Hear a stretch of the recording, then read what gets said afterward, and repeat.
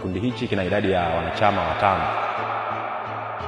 Shughuli zake kubwa za kikundi hiki ni usafi na utunzaji wa mazingira endelevu, kwa maana ya kwamba tunafanya shughuli za ununuaji wa taka ngumu, kwa maana plastiki, chupa pamoja na chuma chakavu. Tuna vikundi vingi sana ambavyo vinafanya vizuri vya vijana. Yaani unajivunia, hata nikisema na vikundi vya vijana, mgeni njoo nikuonyeshe. Kiuma nacho kipo kimoja wapo.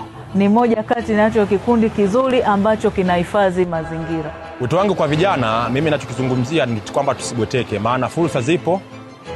Ukiona hauwezi kupata ajira, maana kama umesoma na umepata elimu, ajira kama imekuwa ni changamoto kwako, ni vizuri tukaungana kama vijana, tukawa na kikundi. Baada ya hapo tukatengeneza andiko au mkatengeneza andiko ambalo linaweza likaweza kuwasaidia kujiajiri.